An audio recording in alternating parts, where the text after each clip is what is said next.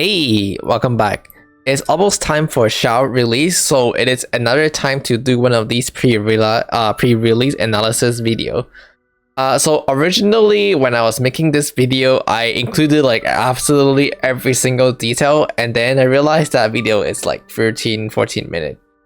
And I don't know if you guys want to watch a 14-minute video, so I pretty much just scrapped it and I decided that I'm just gonna tell you guys the conclusion instead.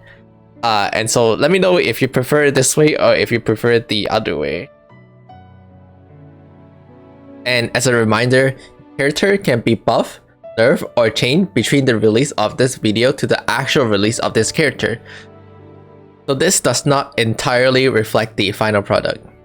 So Xiao is gonna be a polearm user, he's gonna be a Anemo element, and he's gonna be our first real Anemo DPS, since the other one we have like Venti or Jean are not real main DPS, even though they can do good damage, and so it will be very interesting to see where it takes him. The most interesting aspect of Xiao is of course his elemental burst, which grants him a huge amount of damage bonus, and it let him jump really high to perform his plunge attack. And his plunge attack have really good ratio. Here you can see that his plunge attack have like 300% ratio, which is basically the same as Ganyu's bloom. And of course, Ganyu Bloom have that high ratio because she has drawback, that she has to charge the aim shot and she has to hit the aim shot. For Xiao, he does not have any of this requirement. He can just simply jump up and then do a plunge, a very easy high damage attack. But remember that for Ganyu, she is capable of performing elemental reaction such as freeze or melt. And so even though Xiao is come out attack faster, Xiao's attack gonna come out a lot faster and it's easier, I think overall the damage is gonna be very similar and identical to Ganyu. Of course, Xiao elemental burst come with a couple unique drawback. The first one, of course, is that it drains your current percent HP. While it is current percent HP, but after the first burst elemental cast, assuming that you stay in for the full 15-second duration, your HP is gonna go down to 70, and then the second one to like 48, I think, and then the 30% after that. So I would say like after 2 elemental bursts, you are gonna need to heal, and so you have to bring a healer with you. Additionally, Xiao utilize support very bad, because during your elemental burst form, similar to Razor, if you switch out, you will lose the form, meaning that you want to be greedy, you want to be selfish, you want to stay on the field and attack as long as possible. And that pretty much means that you are not going to be able to switch to your support and cast your skill. And even though there are a couple of support with deployable skills such as Fischl, Xiao also utilize those very bad because they do not synergize that well with plunge attack. A lot of those are like such Fischl's, Oz, Albedo's, I don't know, whatever, the elevator thing, they are both reliant on you using a normal attack, not your plunge attack. The final drawback of Xiao's elemental burst is that it has really high energy requirement. The 70 energy requirement is no joke, because according to beta footage, that your Yi ability actually do not generate any energy during your elemental burst, meaning that you're reliant on your support to generate energy for you. But again, you cannot go switch to your support and cast your skill during elemental burst, so it has to be after you come out. This means most of the time you're gonna be forced to run a Anemo support in order to provide you with Anemo particle for your energy. But the current only suitable choice are Sucrose, Venti, and Jean. With Sucrose, whilst that Sucrose is a really good and big battery, her functionality of providing elemental mastery is pretty much useless, since Xiao does not rely on elemental reaction, so an elemental mastery is not going to do anything for Xiao. And then we have Venti, which of course is excellent. Venti has always been like the SSS tier character. Venti elemental skill could potentially create updraft for Xiao to use plunge attack outside of elemental burst as well. And of course, Venti's elemental burst, which is his Storm Eye, can generate a lot of energy for Xiao as well.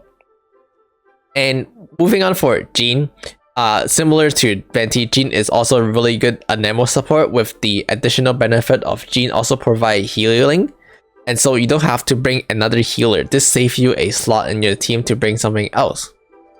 The problem is that both of these are 5-star character, and as I've talked about a couple times before, a 5-star main DPS character or any 5-star character that need or require another 5-star character for it to function is not a good character.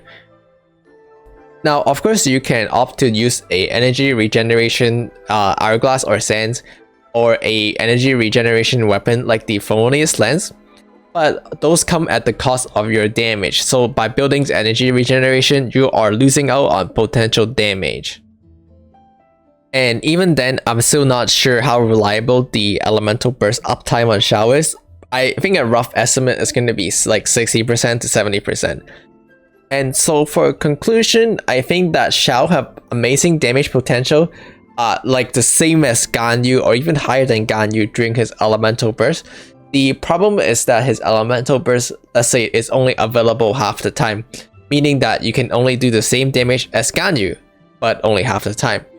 And also, something like Ganyu, while not primarily built for it, Ganyu still have a decent amount of supporting potential from her elemental burst or just her elemental skill.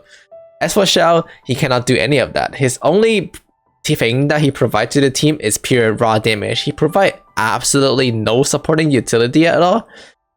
Overall, I think the damage potential for Xiao is definitely there, but it's gonna come down to his actual practical gameplay problem that we have described. Can he actually reliably generate enough energy to keep his elemental burst up like all the time? Or is there a support that we're not seeing that he can utilize very, very well? For now, I'll say that his rating is average, which is 3 out of 5. For a free-to-play player or light-spending player, I'll be really careful on pulling him, especially on day 1, because as we have described, a majority of his problem is going to come from actual gameplay. And when you see footage online, especially the beta footage, a lot of those footage are C6 Xiao because, well, beta player want to play C6 Xiao. And when you see day 1 release review video, people are going to show you that during his elemental burst, they do so much damage, but they're not going to show you the problem of actually like regenerating the energy for his elemental burst. Even though there's going to be a character testing room, as we have seen before with Albedo, the character testing room is not a reliable way to judge a character, especially on the aspect of energy regeneration. Unlike Ganyu, whose numbers were definitely very high and we were very confident that her charge shot can do a lot of damage, and the only problem is whether or not you are comfortable playing with the charge shot playstyle, which you can test it out in the testing room. Anyway, that's it for Xiao, and we're gonna move on to reviewing our Ganyu pre-release analysis. I think overall that pre-release analysis was decently spot on.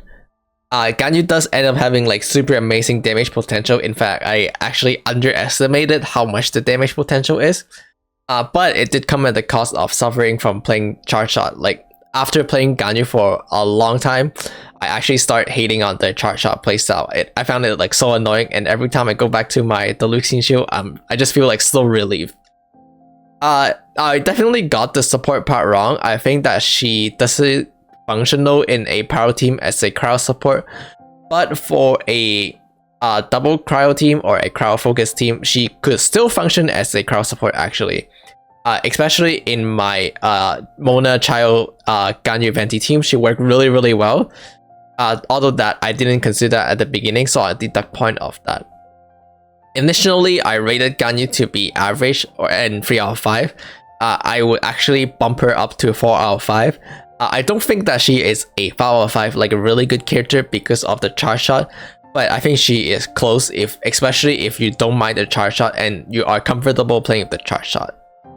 Anyway, that's it for this video, and I hope to see you guys next time on the next pre-release review analysis video, which hopefully gonna be Hu Tao if she is coming.